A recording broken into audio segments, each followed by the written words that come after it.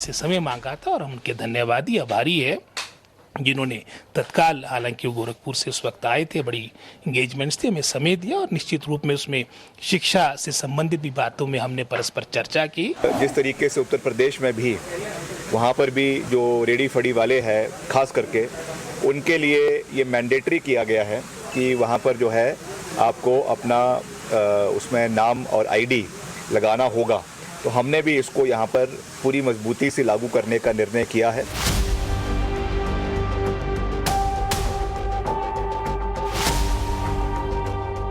नेता कांग्रेस के हैं, प्रशस्तिगान योगी आदित्यनाथ का है। मंत्री हिमाचल प्रदेश के हैं, मॉडल यूपी का अपनाने पर जोर दे रहे हैं। हिमाचल प्रदेश के शहरी विकास मंत्री विक्रमादित्य सिंह को योगी का नेम प्लेट वाला फैसला पसंद आया। वहीं के शिक्षा मंत्री रोहित ठाकुर को योगी का शिक्षा मॉडल प्रभावित कर रहा है। सुरक्षा की गारंटी केवल भाजपा की सरकार है। माफिया का उपचार केवल भाजपा है, केवल भाजपा। प्रदेश के अंदर हम लोग जितने भी पुराने गवर्नमेंट इंटर कॉलेजेज हैं, संस्कृत विद्यालय पुराने हैं, जिनमें छात्रों की संख्या है, उनके पुनरुद्धार के लिए भी सरकार से पैसा उपलब्ध करवा रहे हैं। अपराधियों से निपटने के लिए एनकाउंटर, माफियागिरी खत्म करने के लिए बुलडोजर और दंगाइयों पर गैंगस्टर। अब तक विरोधी योगी आदित्यनाथ के इन्हीं मॉडल के मुरीद हुआ करते थे, कभी बंद कमरे में तो कभी दबी जुबान में, मगर अब ऑन कैमरा योगी के दूसरे कामों की भी तारीफ हो रही है। उत्तर प्रदेश जो हिमाचल पूरे भारतवर्ष का सबसे बड़ा आपका प्रदेश है, उसमें किस तरीके से हमारा एजुकेशन आगे बढ़ रही है, वहाँ की जो बेस्ट प्रैक्टिसेस है उसको हम कैसे प्रदेश में लाए और यहाँ की जो एक अच्छी शिक्षा के जगत में अच्छे कार्य हुए हिमाचल प्रदेश के, उसके बारे में परस्पर वहाँ के माननीय मुख्यमंत्री योगी जी से चर्चा हुई। हिमाचल प्रदेश के एजुकेशन मिनिस्टर रोहित ठाकुर इसके लिए बाकायदा शिमला से 870 किलोमीटर की दूरी नापकर लखनऊ गए, जहां उन्होंने मुख्यमंत्री योगी आदित्यनाथ से मुलाकात की। 25 सितंबर को हुई इस मुलाकात के 9 दिन बाद कांग्रेसी मंत्री ने शिमला सचिवालय में शिक्षा विभाग के अधिकारियों के साथ लंबी चौड़ी चर्चा की और निर्देश दिया कि यूपी के शिक्षा मॉडल को हिमाचल प्रदेश में फॉलो किया जाए। क्यों कांग्रेस के नेता को योगी के तौर तरीके भाए हैं, इसके कई उदाहरण भी उन्होंने गिनाए हैं। अगर आप हिमाचल की बात करेंगे, हिमाचल का पूरा प्रदेश और उत्तर प्रदेश का एक जिला लगभग एक ही जनसंख्या बन जाती है। लगभग कोई 20-25 करोड़ के आसपास आपकी पॉपुलेशन आपकी उत्तर प्रदेश के एक तरह से पूरा यूरोप आपका यूपी में बसता है। तो किस तरह से वहाँ की शिक्षा व्यवस्था, उसके बारे में जानकारी प्राप्त की और कई दृष्टिकोण से उसमें अंतर भी है। हिमाचल प्रदेश के शिक्षा मंत्री रोहित ठाकुर को मुख्यमंत्री सुखविंदर सिंह सुक्खू का करीबी माना जाता है। वो यूथ कांग्रेस से होते हुए पहली बार सुक्खू सरकार में मंत्री बने। राजनीति उन्हें विरासत में मिली है। रोहित ठाकुर के दादा ठाकुर रामलाल भी सूबे के मुख्यमंत्री रह चुके हैं। ऐसे में योगी की एजुकेशन पॉलिसी को हिट बताने वाली उनकी सोच को कांग्रेस बीजेपी का थोपा हुआ नहीं बता सकती, और खासकर तब जब योगी ने यूपी में मॉडर्न एजुकेशन से लेकर गुरुकुल को दोबारा ट्रैक पर लाने का फैसला किया है। देश में सबसे ज्यादा 8000 कॉलेज यूपी में हैं। सूबे की साक्षरता दर करीब 68% है। देश की नई राष्ट्रीय शिक्षा नीति के तहत यूपी के स्कूलों में हर हफ्ते 29 घंटे पढ़ाई होती है। राज्य के 1,41,000 स्कूलों में 2.25 करोड़ से ज्यादा स्टूडेंट पढ़ाई करते हैं। योगी सरकार के कई प्रोजेक्ट ऐसे हैं जो बहुत हद तक स्विट्जरलैंड की शिक्षा प्रणाली से मिलते जुलते हैं, और ये सब जानते हैं कि एजुकेशन में स्विट्जरलैंड का कोई जवाब नहीं, वो दुनिया में टॉप पर है। अगस्त 2023 में गुजरात का 6 सदस्यीय प्रतिनिधिमंडल यूपी पहुंचा था, जहां 3 दिनों तक स्कूलों में घूम घूम कर योगी के एजुकेशन मॉडल को करीब से जानने की कोशिश की गई। बच्चों को कैसे कंप्यूटराइज सिस्टम से जोड़ा जाए, कैसे उन्हें स्किल्ड बनाया जाए, ये सब महसूस किया गया। योगी सरकार ने 7 सालों में जिस तरह सूबे की शिक्षा प्रणाली में बदलाव किया, उसे समझने के बाद गुजरात का ये प्रतिनिधिमंडल वापस पहुंचा और कई प्रोजेक्ट्स की तारीफ की। मगर अब कांग्रेसी मंत्री की जुबान से तारीफ और उसकी स्टडी सियासी गलियारे में चर्चा बनी हुई है।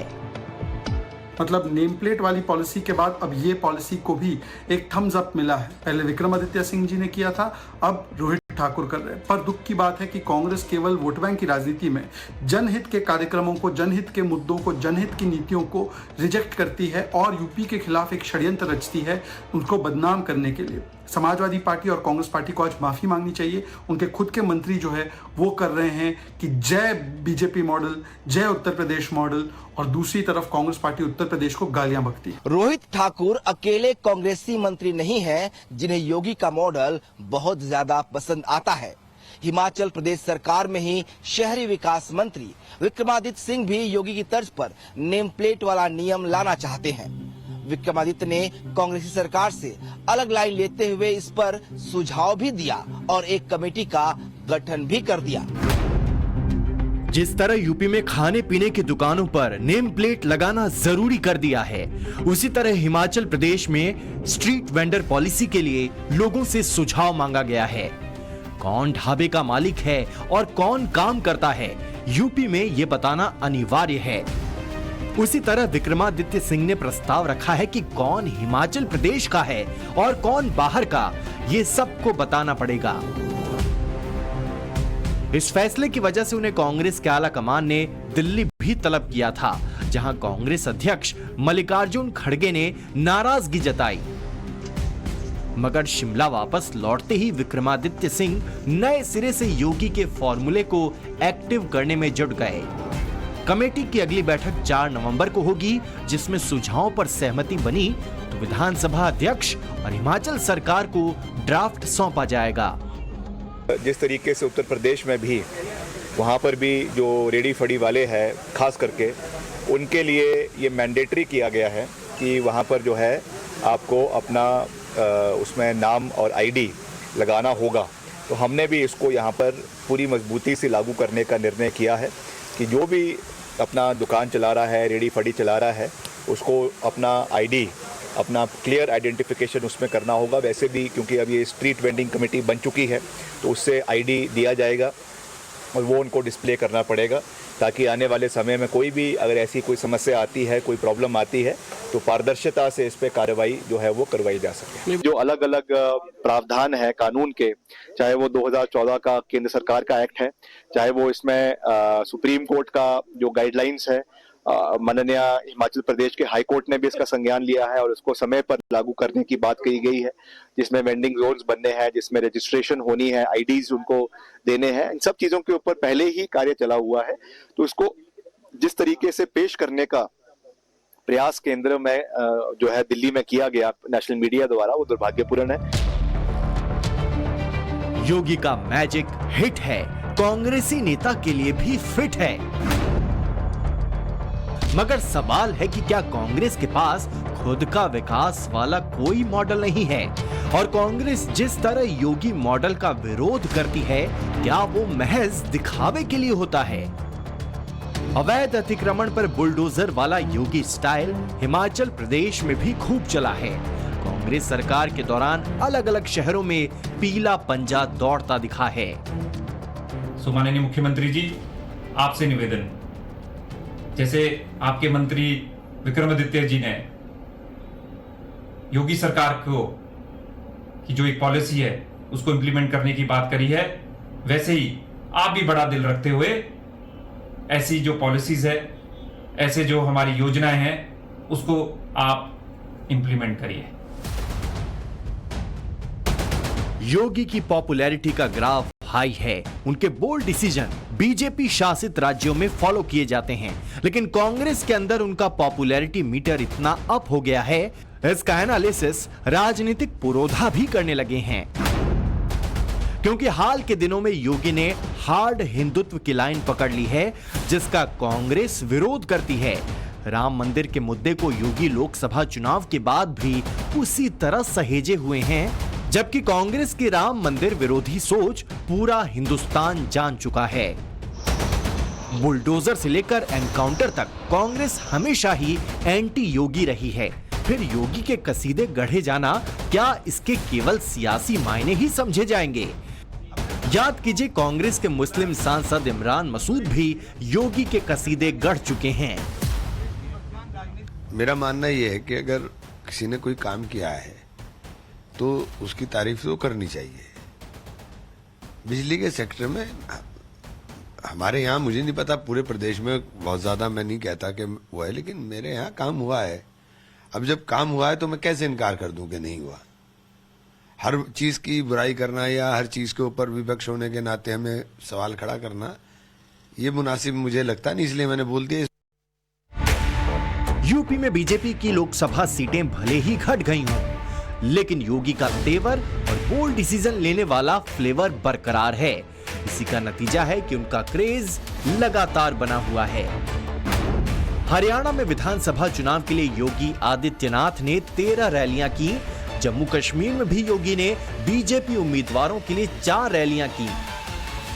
समाजवादी पार्टी के सांसद अफजाल अंसारी इन दिनों योगी के खिलाफ बोलकर लाइमलाइट में रहना चाहते हैं। वो भी ये एक्सेप्ट करते हैं कि योगी की पर्सनैलिटी और उनकी बातों में जरूर कुछ खास है। अंतिम चरण में योगी आदित्यनाथ ने बनारस में आकर के एकदम खूंटा गाड़ करके इस बात का प्रयास कर दिया और अपने लोगों को तेज किया कि किसी भी सूरत से मोदी जी को जिता देना। और नहीं, यकीन मानिए, मोदी जी भी चुनाव हार गए होते अगर इतना मजबूती से योगी आदित्यनाथ लगे। हमारा ये मानना है कि 33 सीट जो मिली है उसमें 30 सीट योगी आदित्यनाथ के प्रयासों, मेहनत और उनके चेहरे पर 30 सीट लौट के आ गई। जब हिमाचल प्रदेश तक योगी आदित्यनाथ की डिमांड है, अखिलेश यादव क्या उस पर कभी गौर फरमाएंगे? योगी ने यूपी को बीमारू राज्य वाले टैबू से बाहर ला दिया। क्या उस पर समाजवादी पार्टी के मुखिया कभी रजामंदी दे पाएंगे? जो अखिलेश यादव योगी पर पर्सनल कमेंट करने में बिजी हो गए हैं, क्या वो अपने ही सहयोगी दल के नेताओं की बातों का विरोध करेंगे? सपाइयों के ट्रैक रिकॉर्ड और मौजूदा सियासत को देखकर फिलहाल ये मुमकिन नहीं दिखता। ये अलग बात है कि अखिलेश यादव योगी की पुलिस की तारीफ करते हैं। लखनऊ मेट्रो पर योगी को देर आए मगर दुरुस्त बताते हैं। कांग्रेस का हाथ माफियाओं के साथ, ड्रग माफिया के साथ कांग्रेस खड़ी है, माइनिंग माफिया के साथ कांग्रेस खड़ी है, कैटल माफिया के साथ कांग्रेस खड़ी है, वन माफिया के साथ कांग्रेस खड़ी है। मैं समझती हूँ जहाँ आज हमारा युवा बिना नौकरी के घूम रहा है, जहाँ उत्तर प्रदेश में महिलाएं सुरक्षित नहीं है, कहाँ पिछड़ी जात के लोग और सभी ST/SC के वर्ग के लोगों पे लगातार अन्याय और अपराध के मामले बढ़ रहे हैं, जहाँ रिपोर्ट्स रजिस्टर नहीं हो पा रही हैं, जहाँ लोग आज पुलिस स्टेशन में जाने के बावजूद भी जहाँ डर रहे हैं और जहाँ जा रहे हैं और जहाँ उनकी रिपोर्टें नहीं लिखी जा रही है, तो कहीं ना कहीं पूरा शासन और प्रशासन जो कार्य करना चाहिए लोगों को सुविधा पहुंचाने का, वो पूरी तरह से भ्रष्टाचार में लीन है। कमिटमेंट से लेकर काम पूरा करने तक योगी आदित्यनाथ की अपनी स्टाइल है। विरोधियों से लेकर अपनों तक हर कैंप में उनकी चर्चा होती है। कानून व्यवस्था के मोर्चे पर एग्जाम्पल सेट करने वाले योगी इतनी बड़ी लकीर खींचने में लगे हैं जिसे छोटा कर पाना हर किसी के वश की बात नहीं। और यही वो वजह है जिस पर विरोधी भी मौन स्वीकृति से आगे बढ़कर ऑन कैमरा मोहर लगा रहे हैं। Bureau report, times now Navbharat.